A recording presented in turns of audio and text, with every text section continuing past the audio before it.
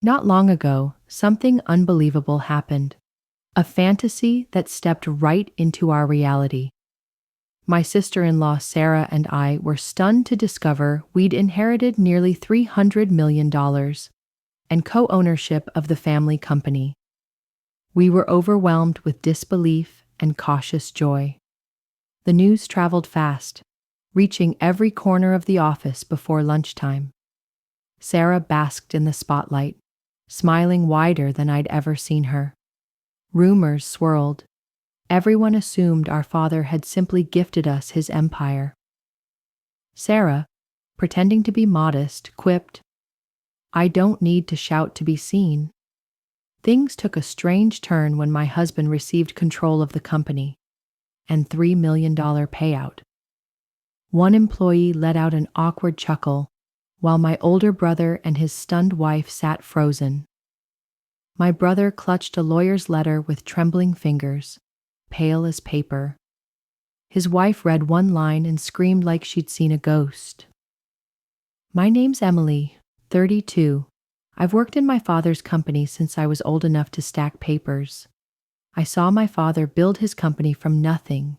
Every late night and early morning etched into my memory. Though my parents dreamed of me becoming a lawyer, my heart was always with the company floor. After high school, Bob, our most seasoned manager, taught me everything, never once calling me the boss's kid. Thanks to him, I learned business the hard way and the right way. My brother Michael, 2 years older, went the traditional route. Business degree, big expectations. He always assumed the company would be his, that he was born to lead it. His friends envied his supposed destiny, expecting yachts and boardrooms, not hard days. As rumors swirled about Michael being the next in line, whispers of tension between him and me began circulating. Michael reassured everyone that I had no taste for luxury, painting me as harmless and tucked away in the background. Married to Sarah, who adored opulence, Michael leaned into the image, suits, cars, gala invites, hoping it made him look more executive. At family dinners, Sarah would tilt her wine glass and joke that I looked more like an assistant than an heir.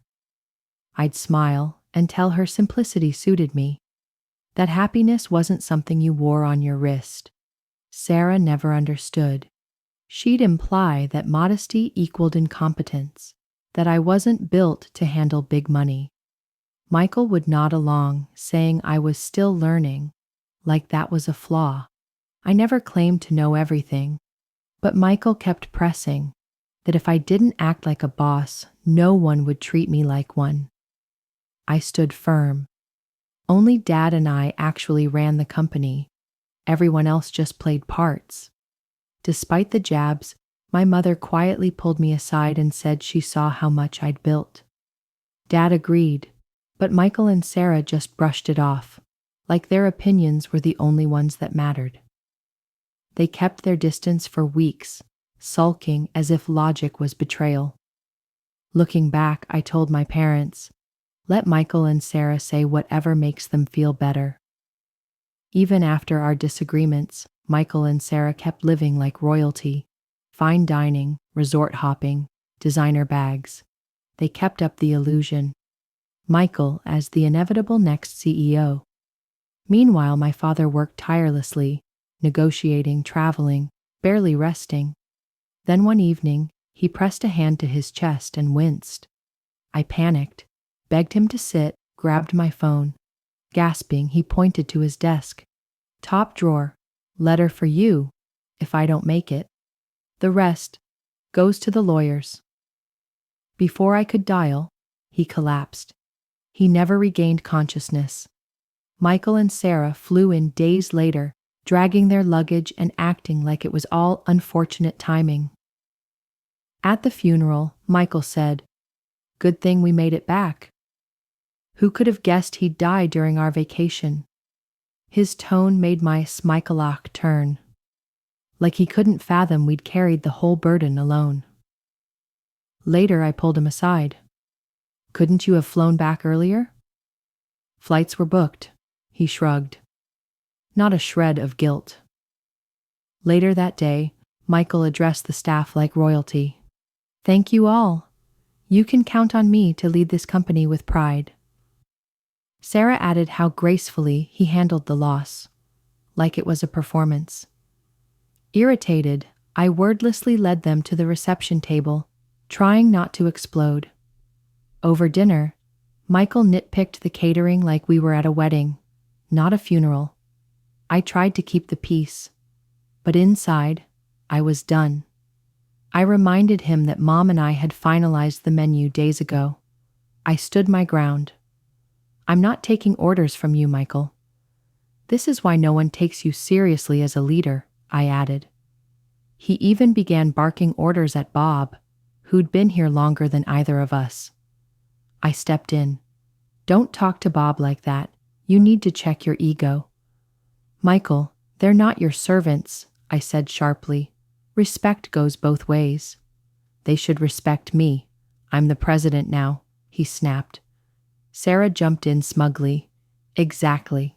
Michael runs this place now. Careful what you say, Emily, or you might be out. Just then, a voice cut through the tension. Pardon the interruption. Your father entrusted me with handling his estate. It was the attorney Dad had quietly appointed months before his passing. I vaguely remembered Dad mentioning him, and now it was clear he'd planned this far ahead. Michael and Sarah lit up at the word inheritance, like moths to a flame. They ushered him in with fake smiles, clearly hoping for a quick payday. But as the lawyer began, Michael's smile vanished. Wait, wasn't Dad's estate worth $300 million? Sarah's eyes went wide. $300 million? That's insane. Owning a company that big, this is like winning the jackpot. She laughed. The staff started murmuring, eyebrows raised. Sarah snapped, Quiet down, everyone, as if she ran the room. Everyone held their breath until the lawyer announced, the company and the $300 million valuation are willed to Emily. A staff member burst out laughing. Michael snatched the will and read it aloud, Sarah leaning in with furrowed brows. With each line, the blood drained from Michael's face. The final clause was clear. Sole ownership of the company belonged to me, his eldest daughter. He stared in silence, then exploded. This is a joke, right? It's wrong. He was confused. The lawyer calmly replied, This is a valid legal document, signed, witnessed, and filed. Michael's voice cracked. I don't accept this. Emily, as president? Dad must have lost his grip at the end.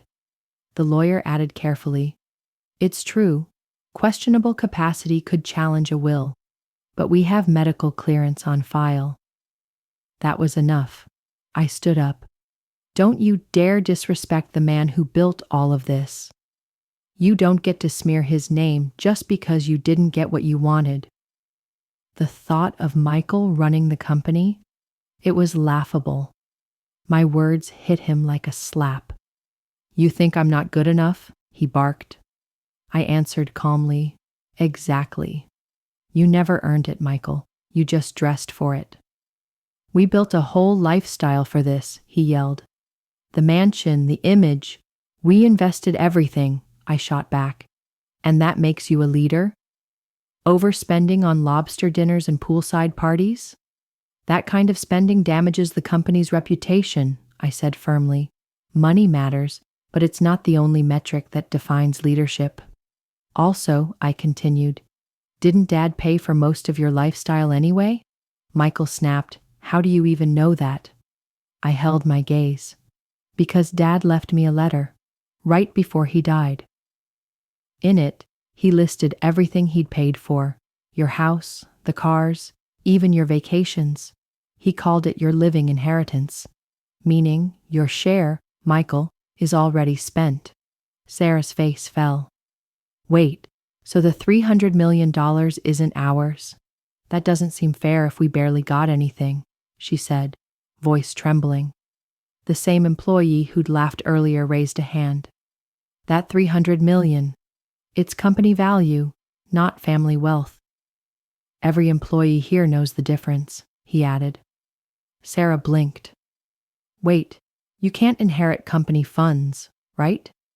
Exactly, I said. Company equity doesn't go into inheritance the way personal property does, so your portion is negligible. Sarah slumped in her seat. So all that money, it's not ours at all? Suddenly, Michael stood and shouted at the staff like he was rallying a crowd. You really think someone like Emily should run this company? He cried. I'm the one with presence, just like our father. The room stayed silent. No one clapped. No one agreed. Bob, the senior-most employee, finally stepped forward. Your father had charisma, Bob said. You? You have ego. That's not the same thing. There's a difference between presence and entitlement, and you don't seem to know it. Michael flushed with anger as the room no longer echoed his voice. Bob said plainly, Michael, you carry the title, but you're never here doing the work. I don't have time for day-to-day stuff, Michael snapped. I'm out building connections. Anyone can handle the boring tasks. Bob didn't flinch. Connections are nothing without backbone. Emily shows up. She learns. She leads without needing to shout about it. His words settled over the room like a quiet truth. Emily has your father's integrity, Bob said. She's the one he chose, for good reason. Heads nodded around the room. I took a breath. Thank you. I didn't expect this moment, but I grew up watching my father give his life to this company. I care about it like you do. I'll need your help, and I won't take it for granted. Applause broke out, and I gave a deep bow. I stood taller. Every person here is part of this company's success. If someone can't respect that, they don't belong here, certainly not in leadership. And yes, being president doesn't make you untouchable. Michael flinched. You can't mean that. I'm your brother, he protested. You said you'd fire me if the roles were reversed, I reminded him. You made it clear what family meant to you in business. Unbelievable, he muttered. We're blood. Family isn't a free pass for incompetence, I replied coldly. This is insane, he shouted. He turned to the room, eyes pleading. Are you all just going to stand there? The room answered with silence. Cold, firm silence. With no one backing him, Michael left in silence. Sarah followed close behind, eyes downcast. Michael was officially removed from the company and lived off the small inheritance he'd once scoffed at. It didn't last long. A few months later, he messaged me, asking for money. I told Mom clearly, don't enable him. He hasn't changed. The so-called friends who once laughed loudest beside him disappeared the moment they learned he'd lost everything to his sister.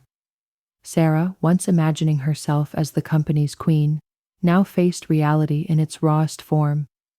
The mansion went on the market. The sale kept their lifestyle afloat for a little while. But with no income, it didn't take long before their savings vanished.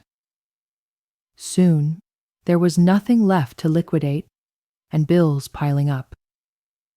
Job applications were rejected. They lacked skills and credibility. Michael eventually took a part-time role at a corner store, out of desperation, not choice. Even teenagers at the store gave him instructions and criticism. Sarah, too, had to face the world beyond shopping and brunches. She joined a local temp agency and became a cashier, working long shifts at a supermarket. Her pay barely covered basic groceries.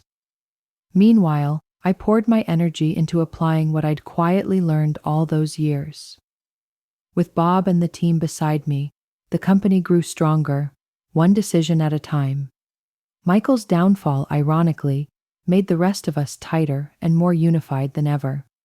I promised Mom we'd honor Dad's legacy, not with luxury, but with commitment. We would build something lasting. for the Father who built everything from nothing.